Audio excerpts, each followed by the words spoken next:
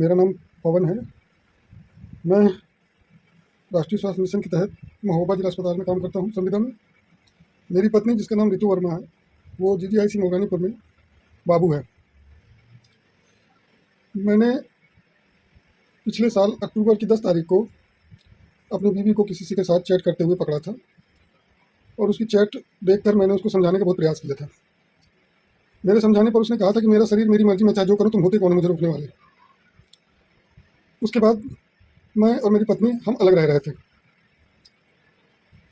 कल रात मैंने अपने बच्चे को वीडियो कॉल किया और वीडियो कॉल पे बच्चा मेरा सो रहा था, तो मेरी पत्नी ने बच्चे की शक्ल दिखाई और उसके बाद फ़ोन को जैसे ही घुमाया तो मुझे किसी दूसरे व्यक्ति का आभास हुआ कि कोई दूसरा व्यक्ति खड़ा हुआ है।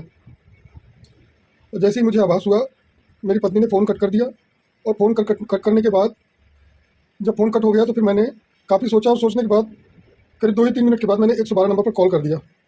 112 नंबर पर कॉल किया, उसके बाद पुलिस पहुंची वहां पे। और पुलिस पहुंचने के बाद जब मेरे किराए के मकान में पहुंची, जो कि मोगरानीपुर में है, गांधीगंज में, तो वहां उन्होंने दरवाज़ा खुलवाने का काफ़ी प्रयास किया और काफ़ी हल्ला गुल्ला हुआ, जिसके कारण सारे मोहल्ले वाले भी लगभग उठ गए और सभी लोग देखने लगे कि पुलिस क्यों आई हुई है। मैं उस समय महोबा में ड्यूटी पे था। पुलिस वालों ने मुझको फ़ोन किया और कहा कि तुम्हारी पत्नी गेट नहीं खोल रही है। तो मैंने कहा, सर मैं तो महोबा में हूँ, अब जैसे भी हो गेट आप खुलवाइए, कोई ना कोई तो मेरे घर में घुसा हुआ है। काफ़ी देर प्रयास करने के बाद पुलिस वालों ने गेट खुलवा लिया और गेट खुलते ही मेरे घर के दरवाजे से एक शख्स बाहर निकलता हुआ दिखाई दे रहा है, जिसका नाम मुझे ज्ञात हुआ है कि अभिषेक पाठक है। और अब मुझे याद आ रहा है कि जो अक्टूबर में मैंने चैट पकड़ी थी इसकी, उसमें भी अभिषेक जी करके नाम लिखा हुआ था। तो ये वही शख्स है जिससे ये चैट करती थी। और ये रात में करीब 1 से 1:30 बजे के आसपास ये मेरे घर पे जो है मौजूद था और पुलिस 112 नंबर की टीम ने इसे रंगे हाथों वहाँ से निकलते हुए पकड़ा है। और उसी दौरान मोहल्ले पड़ोस वाले जो लोग वीडियो बना रहे थे, उस व्यक्ति ने वीडियो बनाने वालों पर भी हमला करने की कोशिश की और पुलिस वालों को भी डराने धमकाने की कोशिश की।